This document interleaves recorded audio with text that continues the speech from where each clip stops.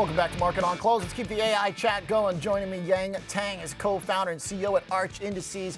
Yang, welcome to the show. Thanks for being here this afternoon. Hey, what did you think about my last guest? He is pretty convinced that like the humanoid robots are going to be the way to play this rally. What do you think? I mean, I think it's hard to fight technological innovation in this country. This country was built on innovation, and people like my parents who immigrated here in search of a better life with technological skills and productivity. So in the long run, it's extremely difficult to be anything but super bullish innovation. True. All right, so it's hard to stop the engine when it leaves. It's hard to stop the train when it leaves the station, but it does slow down, speed up, depending on the needs and the prices we're paying for them. How much of what's gone on the last 6 months is appropriate? How much of it is too much, too fast? Walk me through the way you're kind of thinking of some of these tech valuations. Yeah, so I think we've had a very frothy risk market the last 6 months. We had 2 consecutive double-digit return quarters in large cap equities. And if you actually look at the credit market, IG credit spreads are all-time tights. In fact, the all-in IG corporate yield right now is about the same as 1-month T-bills. That actually hasn't occurred since 2006, 2007. In the meantime, on the rate side, we've actually gone from thinking about 7 rate cuts at the beginning of this year to now just under 2. And one part of this is the innovation story, right? Like it's just without a doubt that this is the most innovative, productive economy in the world, and this is where people want to park their capital. And we have strength in the real economy. But one thing that I think investors really haven't talked enough about is just the sheer amount of ample liquidity in the system.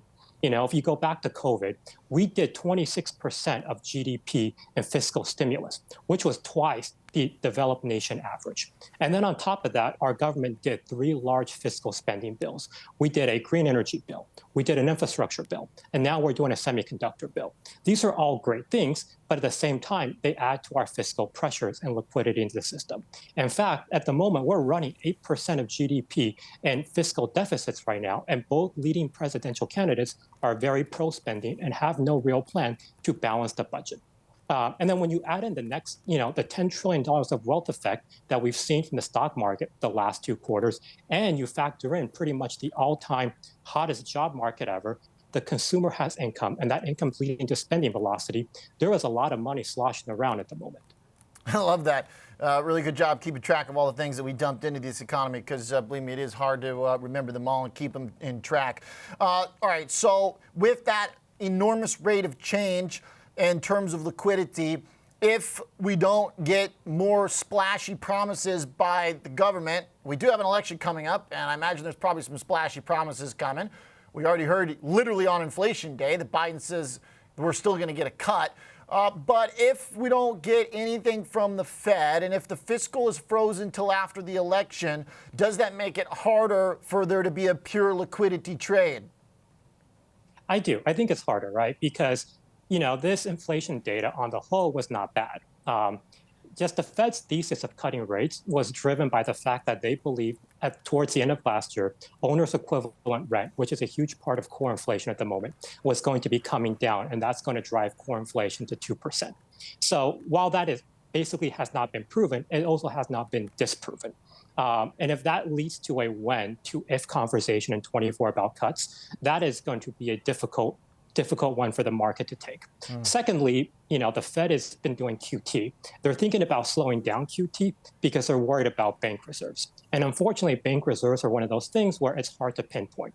And on top of that, the Fed reverse repo facility has gone from $2.5 trillion at the peak a couple of years ago to under $500 billion. And like a liquidity-driven rally needs more liquidity to keep driving. So if you pause for a bit and people decide to pull out in a frothy market and try to cash out, it's going to make Q2 and Q3 much tougher for investors. Okay. How do we weather that storm? I know that you run an income fund, so feel free to tell me about that. Is the way to go right now through more shareholder-friendly style dividend-paying companies? If bonds are our other option for income and inflation's warming up, should we go for equity income instead? Yeah, I think income is a great place to be. One of the things we've been highlighting all year is the declining correlation between stocks and bonds. Our income ETF, ticker VWI, is an optimization. We look for the right amount of dividend stocks and bond ETFs to maximize current income while minimizing portfolio volatility. So all you want is you want assets that have high income, low volatility, but they're decorrelated. And this is a great environment for our product because correlation between stocks and bonds and stocks themselves has been declining all year. When correlation declines, overall portfolio volatility can also decrease while still maintaining the same market exposure. So we find our product to be an extremely attractive place to be. We find actually multi-asset portfolios adding duration and bonds to your portfolio here, also a great place to be for investors with different goals. And we see the continuing correlation continuing all year because the longer the Fed waits to cut, the more ample room they have to cut in the case of either financial conditions tightening or the real economy slowing down. Okay. And what's the main income you're relying on for the fund? It seems like this is right within the description for VWI, absolute income. What's the main driver of that? Yeah, so we have 79% dividend stocks, 21% bond ETFs. And the dividend stocks are actually great, especially for retirement investors. Think of it this way. You get high income, you have minimal portfolio volatility, and the 79% dividend stocks gives you potential for capital appreciation. And we know dividend stocks in general are one, higher quality. Two, they tend to be more mature cash flow businesses, and they increase their payouts, at or above the rate of inflation historically.